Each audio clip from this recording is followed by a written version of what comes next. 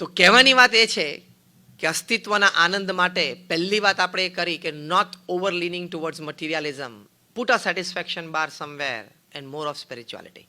બીજી વાત આપણે એ સમજ્યા કે જે કંઈ તમારું પ્રોફેશન હોય એમાં નૈતિકતા અને પ્રામાણિકતા રાખજો. પ્રમુખ સ્વામી મહારાજને એક આઈએએસ થનાર યુવાને પૂછ્યું કે જીવનના અંતે મૃત્યુ નિશ્ચિત છે, તો પછી જીવન જીવવાનો હેતુ શું છે? Excellent question. And Pramukh Swami Maharaj, without a second's delay, spontaneously out of his experience and wisdom, Pramukh Swami Maharaj બોલ્યા કે જીવન જીવવાના 5 હેતુ છે. પહેલું બોલ્યા પોતાની સાંસારિક જવાબદારીઓ બરોબર નિભાવવી. બીજું બોલ્યા કે નૈતિક અને પ્રામાણિક પુરુષાર્થ કરવો અને શાસ્ત્ર પ્રમાણે પવિત્ર જીવન જીવવું. ત્રીજી વાત એમણે કરી કે અન્યને મદદરૂપ થવું, પોતાની ક્ષમતા પ્રમાણે અન્યને મદદરૂપ થવું. ચોથી વાત એમણે કરી કે ભગવાન પ્રત્યેની અતૂટ શ્રદ્ધા અને ભક્તિ રાખવા. અને પાંચમી વાત એ કરી કે પોતાના આત્માનું કલ્યાણ કરવું. આ 5 વાત બને તો જીવન તમે જીવ્યા કહેવાય. Only then you lived a human life. If you are not focused on these 5 things, it's a cat life, donkey life and dog life. આ 5 ઉપર ફોકસ ના રહે. પ્રવૃત્તિ બધી કરીએ. તમે કોઈ પણ વ્યવસાયમાં કામ કરો, કોઈ પણ જગ્યાએ દુનિયામાં રહો, your focus must be on this 5 principal points. તો તમે human life ડિગ્નિફાઈડ, human life with morals and સ્પિરિચ્યુઅલ્સ તમે જીવ્યા કહેવાય. તો પોતાની સાંસારિક જવાબદારીઓ બરોબર નિભાવી. જે પહેલી વાત કરી એમાં તો આપણે આ વાત થોડીક સમજ્યા કે પોતાના વ્યવસાયમાં પુરુષાર્થ નૈતિક અને પ્રામાણિક કરવો. બીજી અગત્યની વાત એમાં આવે છે સાંસારિક જવાબદારીઓ બરોબર નિભાવવામાં કે આપણે પરિવાર માટે પણ યોગ્ય સમય આપવો, થોડું બેલેન્સથી જીવતા શીખવું. 4 શનિ રવિ કાઢી નાખો મહિનામાંથી એટલે 24 દિવસ તમારા વર્કિંગ હોય છે. આપણે એક નોર્મલ ગણતરી કરીએ છીએ. 4 વીકેન્ડ્સ તમે કાઢી નાખો ને if you are working 5 day week તો તમારી પાસે 24 દિવસ વર્કિંગ છે. 24 માંથી 4 દિવસ તમને રાત્રે 9:30 પછી આવવાની છૂટ, કામ વધારે હતું. બાકીના 20 માંથી પણ 4 દિવસ તમને રાત્રે 8:30 પછી ઘરે આવવાની છૂટ કારણ કે ટ્રાફિક વધારે હતો. બાકીના 16 દિવસ if you cannot come back to your family by 7:30, let me tell you on face that you are a very poor manager of time and work.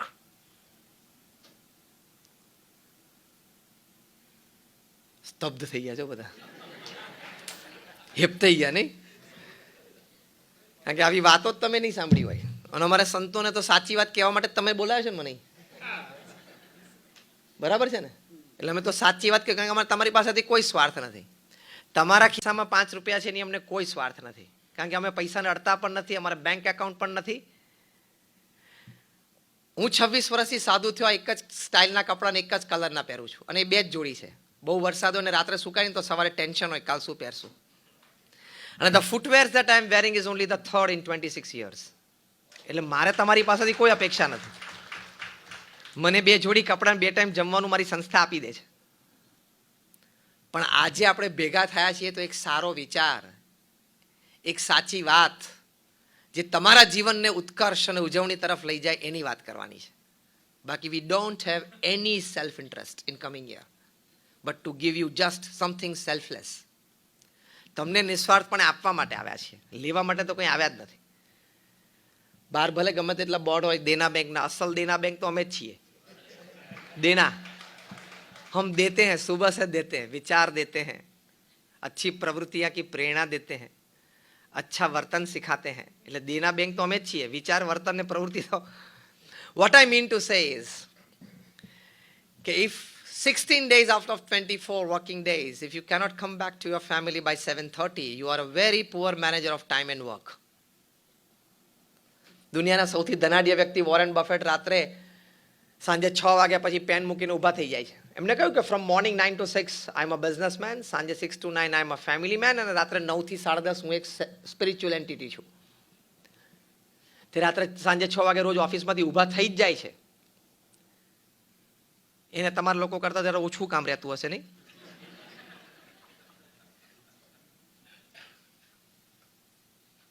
$100 billion investment છે. મિલિયન નહીં, બિલિયન. 71 પ્રમાણે 7100 કરોડ રૂપિયા થાય. 7,100 crore rupees is 1 billion. Multiply by 100. 71 lakh crore રૂપીસનું personal investment છે. એ વ્યક્તિની હું વાત કરું છું. એમણે બહુ જ સરસ એક વાત કરી છે કે વી feel that we are human beings on a spiritual journey. No, we are actually spiritual beings on a very short human journey. તમે એમ ના માનતા કે 70-80 વર્ષ તમારી પાસે બહુ છે. ટાઈમ જ નથી. એક ગણતરી ગણાવું તો તમને ધ્રુજારી છૂટશે. દિવસમાં 8 કલાક તમે સુવો છો. કોઈક એમ કહેતો છે હું 6 કલાક 7 કલાક સુવું છું, પણ નાના હતા ત્યારે 10 ને વૃદ્ધ થશો ત્યારે 10 ચાલશે, એટલે એવરેજ 8 ની આવી જશે. 24 માંથી તમે 8 કલાક સુવો છો એટલે 1/3 of the day you sleep. Yes or no? That is directly proportional કે 1/3 of the life you will sleep. એટલે તમે 70 વર્ષ પૃથ્વી ઉપર જીવો તો તમારા 23 વર્ષ સુવામાં જવાના છે, તમને ખબર જ નથી કે તમારું અસ્તિત્વ છે કે નહીં. મેજર ચંક ગયો, 33% ગયું સુવામાં. હવે તમે બ્રશ ખાલી 90 સેકન્ડ કરો એટલે તમારા 100 દિવસ તો બ્રશમાં જાય, તમને ખબર છે, હવાના પોરમાં. હવે તમારા અરીસાની સામેના ટાઈમ હું ગણાવતો નથી. અને અરીસાથી દૂર થયા પછી અરીસાના વિચારો જે ચાલુ રહે ને એનો પાછો ટાઈમ જુદો. એ કયો ખબર છે? Every person when he is standing in front of the mirror, whether the gentleman or the lady, એ અરીસાની સામે ઉભા એટલે દરેકને એમ થાય કે જો ભગવાને 10% જો ગોઠવી આપ્યું હોત ને મને અહીંયા, તો હું એકાદા વુડમાં ચાલી જાત. બોલીવુડ, કોલીવુડ, ટોલીવુડ, ફોલીવુડ, જેટલા વુડ છે પૃથ્વી ઉપર, લાકડા, જેટલા લાકડા પૃથ્વી ઉપર છે ને, વુડ્સ બધા, એને વુડ્સ કહેવાય. જેટલા વુડ્સ પૃથ્વી ઉપર છે ને એમાં એક જ જગ્યાએ ચાલી જાત. એવું દરેકને અરીસા સામે થાય છે. તમે ભલે અત્યારે હા ના પાડો, કાલે અરીસા સામે ઊભા ઊભા વાત કરશો ને એટલે યાદ કરજો. એટલે તમે તમારી જાતને કહેશો કે હા વાત તો સાચી હતી ગઈકાલે. દરેકને એમ થાય કે જો ભગવાને સહેજ આમ ગોઠવી દીધું હોત ને તો આપણે પણ વુડ્સમાં ચાલી જાત. પણ એ ભગવાને નથી ગોઠવ્યું, કારણ કે નીચે થિયેટર ને સ્ટેડિયમ ભરવા છે નથી. બધા જો સ્ક્રીન ઉપર ચડી જાય તો ત્યાં એટલો સમાવેશ નથી, ત્યાં એટલી જગ્યા નથી. આર્થિક રીતે પણ એવું છે. Everybody cannot become Mukesh Ambani, Mittals or Ruias. આપણે એક સારો ગોલ સેટ કરી, રેન્જમાં, સેટિસ્ફેક્ટરી રેન્જમાં એક સારો ગોલ સેટ કરીને ચોક્કસ પુરુષાર્થ કરો, એપ્લાય ઓલ યોર રિસોર્સિસ, પણ ગાંડ પણ નહીં. આ થોડુંક વિચારીએ ને એટલે પછી સંતોષની રેખા બાંધવાની, બે ફિઝિકલ અને ઇમોશનલ. નક્કી કરો સાંજે 5:30 તો 5:30, 6 તો 6 ને 6:30, પછી પેન થ્રો કરીને ઊભા થઈ જવાની. કંઈ આટલું બધું કામ કરવાની જરૂર નથી પૃથ્વી ઉપર. તમે અહીંયા બધા બેઠા છો ને, આપણને બધાને 3 ટાઈમ જમવા મળે છે પ્રેમથી. then you are luckier than and fortunate than 40% people upon this earth. હું તમને તમારા બ્રેકેટ્સ ગણાવું. તમારા બધા પાસે મુંબઈમાં રહેવા માટે એક ફ્લેટ છે. યસ ઓર નો? એટલે તમે પૃથ્વી ઉપર 80% લોકોથી નસીબદાર છો, જેની પાસે કાં તો ઘર નથી, કાં તો સામાન્ય ઝૂંપડું છે, અને કાં તો ભાડાના ઘરમાં રહે છે. એની કારણે 80% લોકો તમે ભાગ્યશાળી છો. તમારી પાસે હેલ્થ કેરની વ્યવસ્થા છે, એટલે you are luckier than 90% people upon this earth who does not have a personal capacity for a good health care of him or his family. તમારી પાસે ઇન્સ્યોરન્સ છે એટલે તમે બહુ ભાગ્યશાળી છો. In short, if I give you the entire list, આપણે જે અહીંયા બેઠા છે ને, we are luckier than 98.5% people upon this earth. આ મેં 2-3 વસ્તુ ગણાવીને એમાં તમે 90% ક્રોસ કરી ગયા. તો તમે દુનિયાના 7 અબજની વસ્તીમાં 1.5%ના બ્રેકેટમાં તો આવી ગયા છો. પછી રોજ સવાર ઉઠીને અંતિલિયામાં જેનું કામ રડો છો? પછી રોજ સવાર ઉઠીને મુકેશ અંબાણીનો 40 માળનો 27 માળનો બંગલો જો આમ થઈ જાય. કારણ કે અહીંયા ક્લેરિટી નથી, અહીંયા ક્લેરિટી નથી વિચારની, એટલા માટે. એટલે you R already in the 1.5% bracket of the world, ટોપ 5, ટોપ 1.5.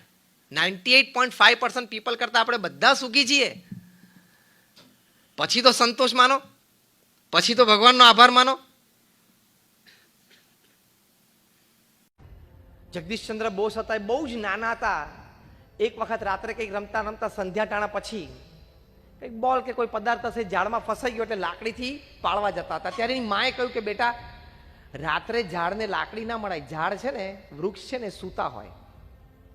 નાના બાળકના મનમાં વિચાર આવ્યો કે વૃક્ષ સૂતા હોય. એ વિચાર એટલો બધો એમના મનમાં ઘુમરાયો.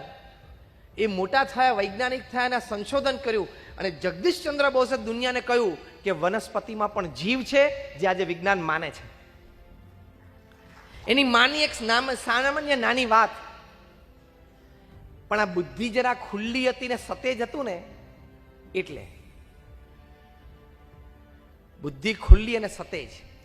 બીજી એક ફિટનેસની વાત છે.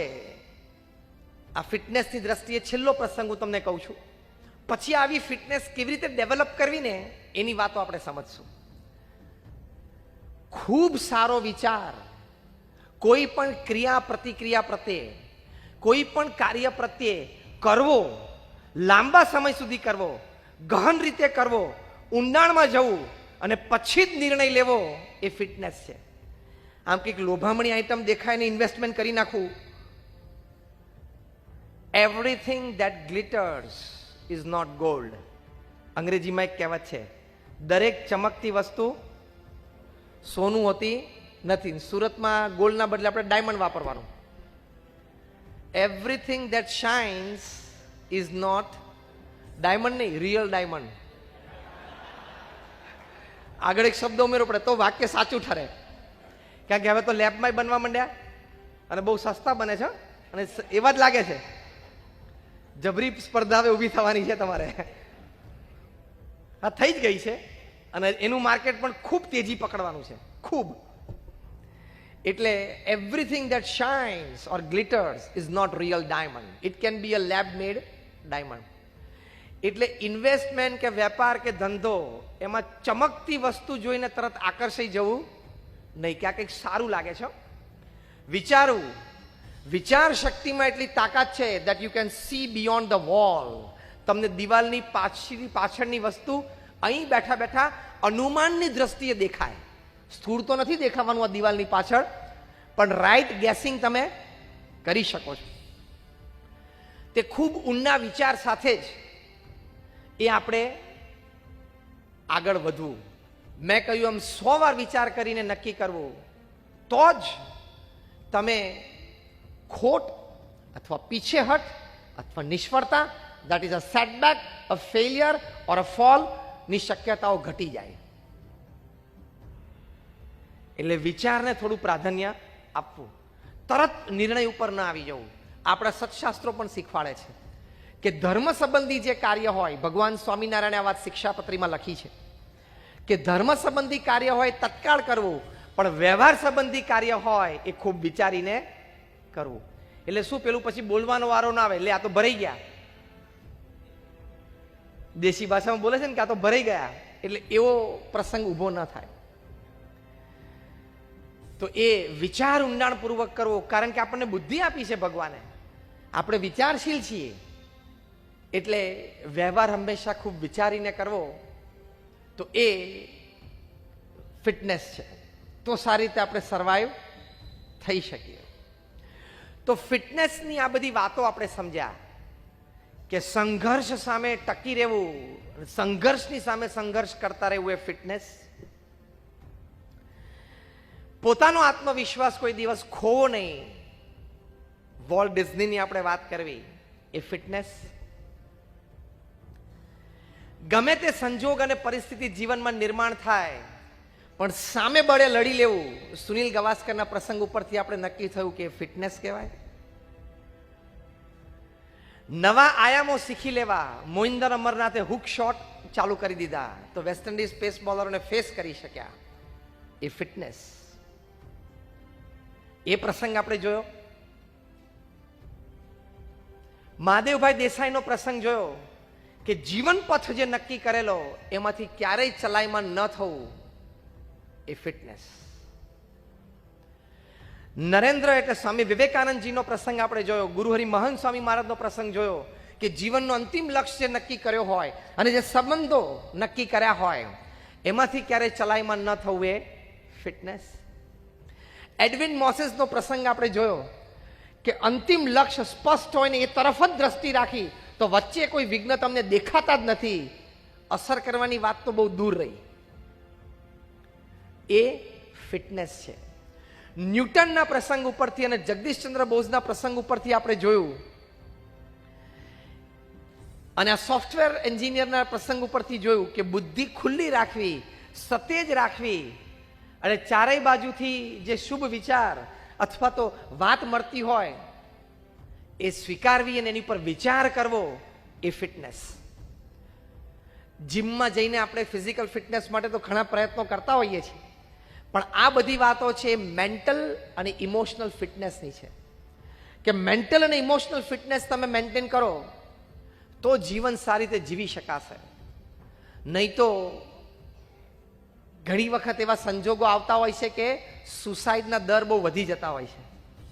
અત્યારે થોડોક સ્પેટ વધ્યો છે, આપઘાત, આત્મહત્યાનો થોડોક દર પાછો ઉપર ગયો છે. હવે બની શકે છે કે સંજોગો અને પરિસ્થિતિ એવા બને, પણ એક વાત સમજી રાખવાની કે 10-15 વર્ષે દરેક દેશ છે એ સ્લોડાઉનમાંથી પસાર થાય જ છે. તમે એમ કહો કે કાયમ વેપાર ધંધાનો ગ્રાફ આમ જ ચડ્યા કરે જેટની જેમ, તો એ શક્ય નથી. Do you believe or not? Yes or no? દરેક વખતે ધંધા વેપારમાં લાભ એ જેટની જેમ આમ ચડ્યા જ કરે, એ શક્ય નથી. એટલે માર્કેટ્સ તો અપ એન્ડ ડાઉન થવાની, એ કુદરતે ગોઠવેલું છે તંત્ર. તમે તમારા હૃદયનો કાર્ડિયોગ્રામ કઢાવો ને એટલે પણ આમ સાઇન વેવ આવે, ચડ ઉતર આવે. અહીંયા ધબકારામાં ચડ ઉતર આવે છે, તો વ્યવહારમાં તો ચડ ઉતર આવે કે ના આવે? એટલે એ સમયને પસાર કરી દેવાનો હોય, એ સમય તમારી ઉપર હાવી ન થઈ જાય, એ તમારી ફિટનેસ છે. બાકી સમજી રાખવાનું કે every 10 to 15 years every country passes through this cycle. પણ ભગવાનની કૃપા છે કે આ વર્ષે સમગ્ર દેશમાં વરસાદ ખૂબ સારો થયો છે. ઘણી બધી જગ્યાએ બહુધા 100% ઉપર વરસાદ થયો છે. એટલે રૂરલ ઇકોનોમી જાગશે. રેબાઈ ક્રોપ શરૂ થશે ને એટલે વિન્ટર ક્રોપ, શિયાળુ પાક છે ને સારો આવશે દેશમાં, એટલે પાછું જોડું તેજી આવશે. શહેરમાં તેજી ગ્રામીણ ઇકોનોમીના આધારે રહેલી છે. જે દિવસે ધરતી તમને 1/100 દાણા કરીને આપે ને એ જ દિવસે જ તમારા શહેરમાં ફ્લેટ વેચાય અને એ જ દિવસે હીરા વેચાય, બાકી ના વેચાય.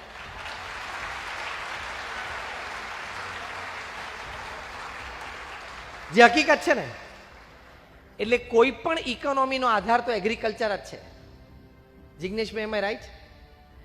ફરી વખત, ધરતી જે દિવસે તમને 1/100 દાણા કરીને આપે, કારણ કે તમે તો એક જ દાણો અંદર નાખો છો અને 1/100 કરીને આપે છે, 1/100 ધરતી કરીને આપે ને પછી એ ઇકોનોમી આગળ વધે. પછી કોઈક શહેરમાં એમાંથી ફ્લેટ લે અને પછી ફ્લેટ કે કપડાં કે ગાડી એ બધું પતી જાય ને પછી છેલ્લે ડાયમંડનો વારો આવે. હા, એમ આઈ રાઈટ ઓર રોંગ? હા કે ના? કારણ કે લક્ઝરી આઈટમ છે ને, એ નેસેસિટી આઈટમ નથી, એ જીવન જરૂરિયાતની આઈટમ નથી, એ મોજ શોખની આઈટમ છે. અને લક્ઝરી આઈટમનો વારો હંમેશા છેલ્લે આવે. એટલે ઇકોનોમી સુધરતી સુધરતી હીરા સુધી તો કપડાં, રોટી કપડાં, મકાન, ગાડી અને પછી 5મા નંબરે આવશે. એ ધીરજ રાખવાની છે, પણ થશે. અને પાણી ડેમ બધા છલકાયેલા છે એટલે રેબાઈ ક્રોપ પછી સમર ક્રોપ પણ સારો આવશે. એટલે ધીમે ધીમે થશે. એટલે ભગવાનની મહેરબાની તો થઈ જ છે, પણ એ થોડા મહિના સુધી આપણે બધાએ સમજી લેવાનું અને ટકી રહેવાનું. ઘણી વખત પેસ બોલિંગ જોરદાર પડતી હોય ને ટેસ્ટ મેચમાં કે વન ડે ઇન્ટરનેશનલ કે T20માં, એ વખતે રન ન થાય ચાલે, પણ વિકેટ ગુમાવવાની નહીં. સમજી ગયા આટલામાં?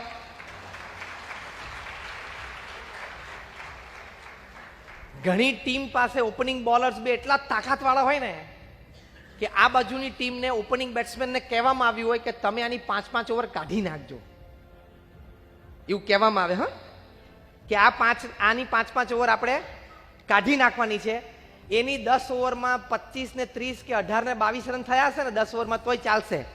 પણ આ બે છે એની સામે તમે જોખમ લેતા નહીં. એ બહુ જ ધ્યાન રાખવાનું. એટલે એ વખતે આવી બોલિંગ પડતી હોય ને જે અત્યારે પડી રહી છે માર્કેટમાં, ટેરિફિક પેસ બોલિંગ ચાલે છે ને ઇન કટિંગ આઉટ કટિંગ ચાલે છે, એમાં સિંગલ ડબલ બધું જતું રહે. એટલે એવી પેસ બોલિંગ પડતી હોય ને ત્યારે વિકેટ ટકાવી રાખવી એ અગત્યની વાત છે. કોઈ નફાવાળો ધંધો ન થઈ જાય તો ચાલી જશે, પણ આ સમય કાઢી નાખવાનો એને શું કહેવાય? ફિટનેસ કહેવાય. કે ફિટ, મેન્ટલી ફિટ વ્યક્તિ હોય ને આવો નિર્ણય લે કે અત્યારે મારે ખાલી ટકી જવાનું છે આ 4-6 મહિના.